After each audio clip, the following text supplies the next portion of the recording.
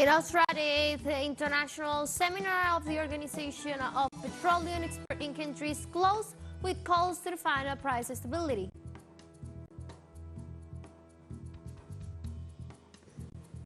A girl died in the United Kingdom after a car crashed into a Wimbledon elementary school on Thursday in an incident that also injured at least 16 people.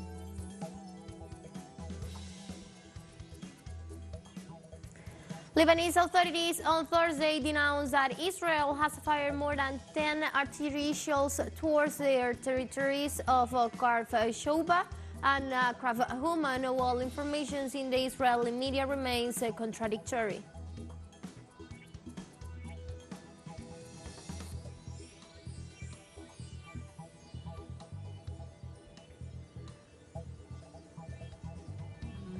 Hello, welcome to From the South. I'm Ana Marrero from the teleSUR headquarters in Caracas, Venezuela.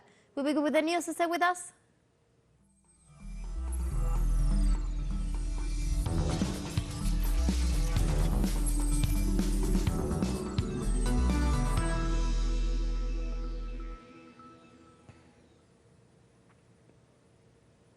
The President of Colombia, Gustavo Petro, signed on Wednesday a decree declaring a formal ceasefire with the guerrilla group National Liberation Army between August 3, 2023 and January 29, 2024.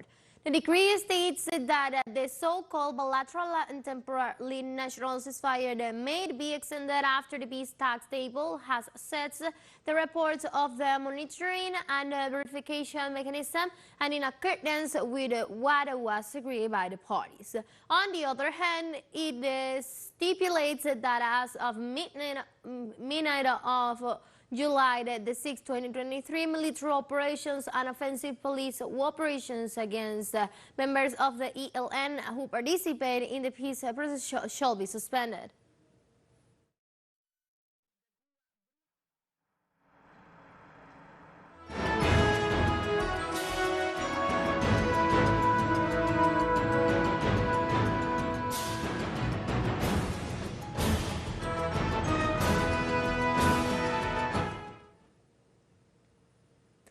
With the search for solutions to regional problems, the 45th edition of the Summit of Head of States of the Caribbean Community CARICOM came to close in Trinidad and Tobago.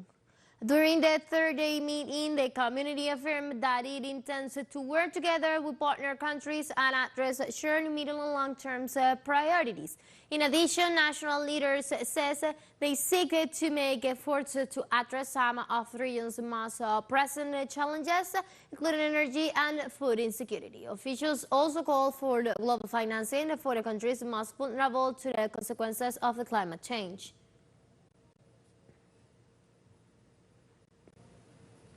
In this context, the Prime Minister of Dominica and income President of the Caribbean Community CARICOM, Roosevelt Skerritt, announced on Wednesday that the community will allow the free movement of all people by early 2024.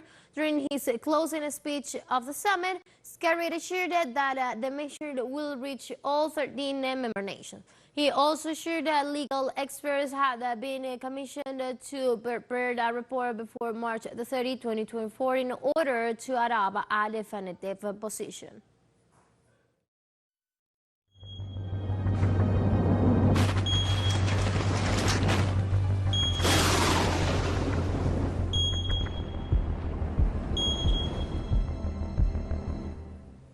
Specialized authorities in Paraguay warn of the arrival of El Niño weather event and its possible effects of the territory. The Direction of Meteorology and Hydrology of the National Department of Civil Aeronautics and explained that the climatic phenomenon is in formation and its effects could be observed at the end of 2023. The entity points out that this natural phenomenon could cause floods and river floodings as well as great economic and social damages.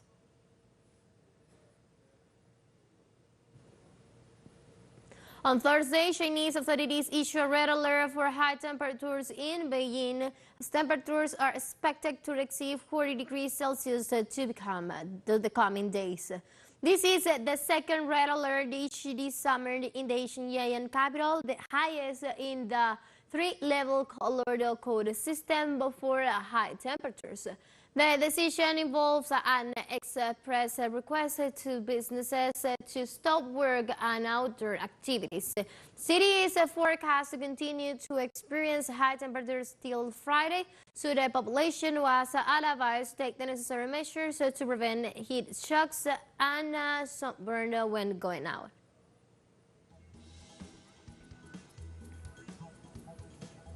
Let's take our very first break now, but remember you can now follow us on our TikTok account, La teleSUR English, in which you will be able to see news in different formats, news updates and more. Stay tuned for more news.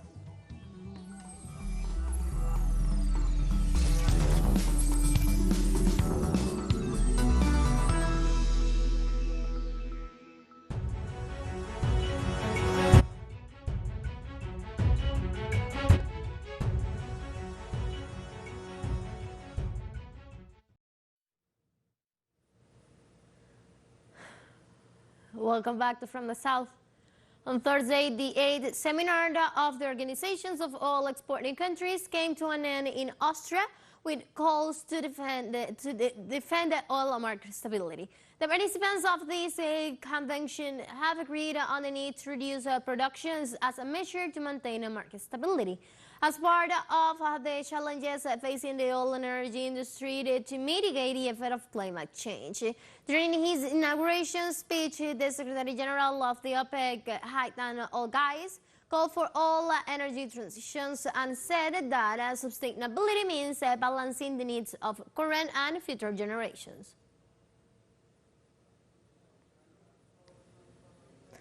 In this context, the Organization of the Petroleum Exporting Countries on Thursday highlighted the process of negotiations to add new countries that will contribute to strengthening the cohesion of the oil bloc, focus on the same strategic orientation. The states that have been consulted to join the Organizations of Oil Exporting Countries are Malaysia, Serbia, Brunei, and Mexico.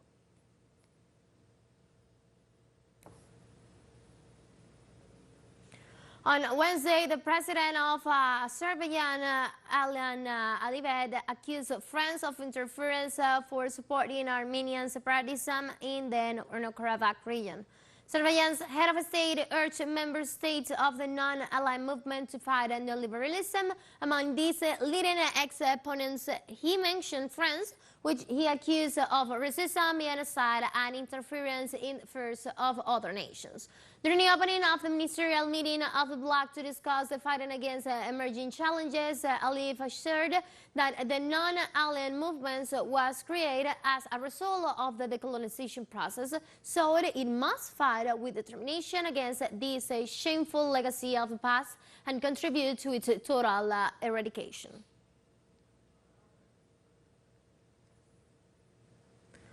French authorities report on Thursday that at least 20 people were arrested during the 8th consecutive night of popular protests. The Ministry of the Interior, Gerald Darmanin, said in a statement that on Wednesday, 81 fires were registered and 55 vehicles burned while a building was attacked by the demonstrators. Darmanin also reported that 1.5 tons of pyrotechnic material have been seized in just over a week in the metropolitan region of Paris, where the protests are concentrated.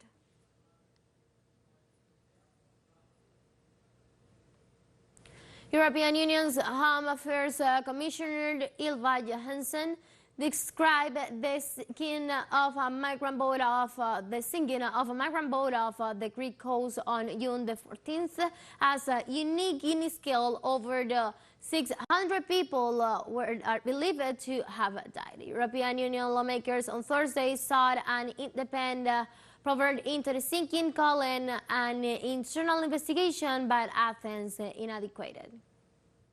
It's obvious for everybody that we are not doing enough to prevent these tragic events on an EU level. I will come back to that. Fortunately, I mean, this tragedy is unique in scale.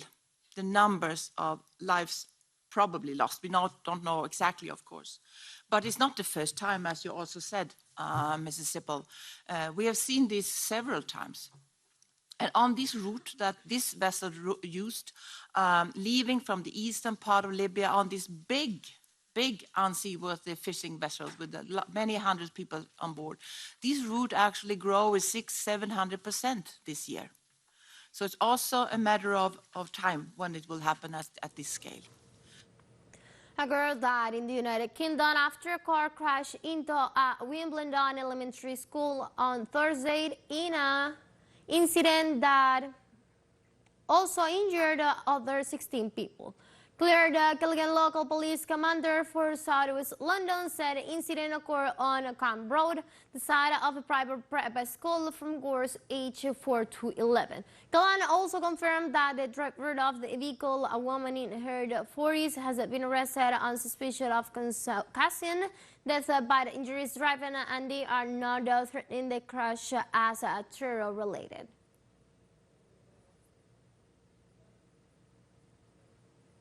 In the United States, Network's fire chief said 2 firefighters were killed by a blaze on Wednesday night at New Year's Port. The fire began when the cars caught fire deep inside a cargo ship carrying 5,000 apartment cars. Firefighters responded quickly to the emergency call and found that the fire involved 5 to 7 vehicles of the 10th Florida. Fire Chief Rufus Jackson reported that the blaze quickly extended to the 11th and 12th Florida. The official added that the firefighters were pushed back by the intense heat as they tried to extinguish the fire, and 2 firefighters were lost.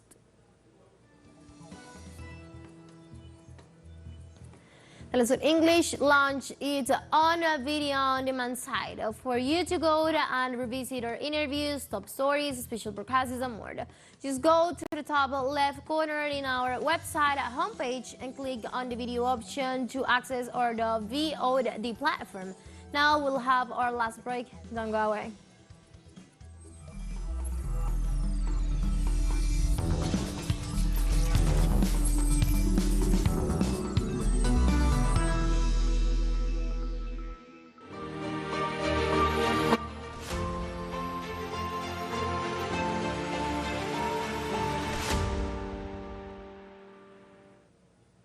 Welcome back. On Thursday, the spokesman of the Russian Defense Ministry, Igor Konashenko, reported that sea-based long-range precision weapons struck position held by the Ukrainian troops, as well as depots running 14 main armored vehicles. Tonight, the armed forces of the Russian Federation carry out a group strike with sea-based long-range precision weapons at the points of the temporary deployment of personnel of the armed forces of Ukraine and foreign mercenaries, as well as depots storing foreign-made armored vehicles. All assigned targets had been hit. The objective of the strike has been reached. Belarusian President Alexander Lukashenko addressed a press conference in Minsk State on Thursday. The head of the Wagner Group, Yevgeny Prigozhin, is in the St. Petersburg, Russia. At the same time, he points out that he sees no risk for Belarus from probable quartering of fighters of the Wagner Group on the territory of his countries, and expressed that he experienced that Wagner and their commanders will be passed on the Belarusian armed forces. Lukashenko played a key role on the night of June 24th when he negotiated with Putin and Prigozhin to stop the advantage of the Wagner fighters toward the Kremlin by preventing the outbreak of a conflict in Russia. I know for sure that Prigozhin is a free man. Right now he is a free man. I spoke to him on the phone not long ago. I think we spoke yesterday after lunch and discussed the next steps for Wagner's activities. At the moment, the question of their transfer and setup has not been decided. It will depend on the decisions taken by the Russian leadership and the Wagner Group. If they consider it necessary to station a certain number of Wagner fighters in Belarus for rest, training, and so on, we will fulfill that decision. Russian authorities announced on Thursday that the foreign ministry declared 9 employees of the Finnish embassy in Moscow and that the consulate general in St. Petersburg as a persona non grata.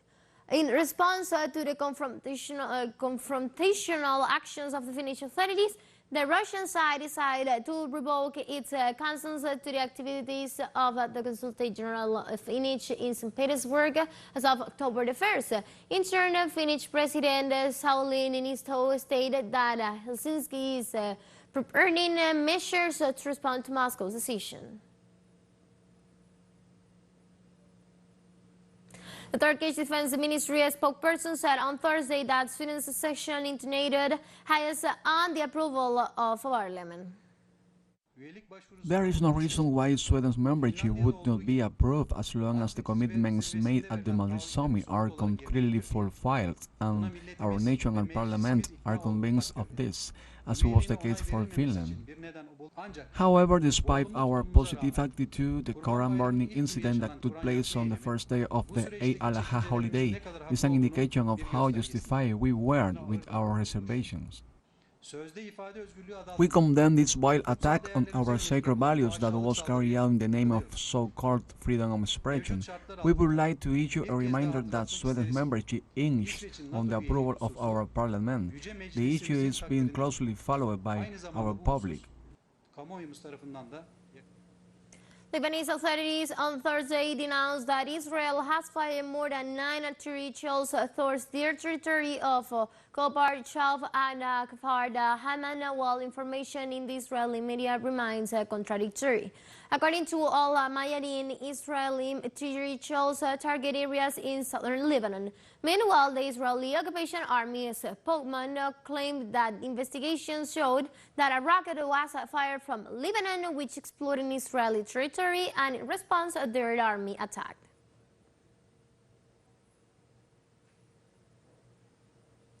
In Israel, thousands of people protest in Tel Aviv following the resignation of the local police chief.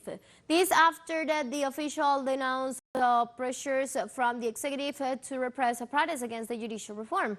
Tel Aviv Police Commander Amish said he was leaving the force because of political pressure from executive officials to use excessive force against the anti-government protesters.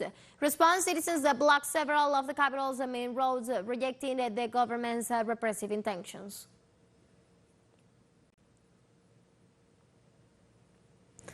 And on Thursday, at least 16 people, including 3 children, were killed when toxic gas leaked from the cylinders near the city of Johannesburg in South Africa. South Africa's police said that the incident occurred in an informal settlement in the town of Broskrop on the eastern outskirts of Johannesburg. Emergency services spokesman William Talley said the link was stopped and that the crew were searching at 100 meters radius around the cylinder for more victims. Emergency services search and rescue teams were still working in the area trying to determine the extent of the casualties that could be more than 20 people.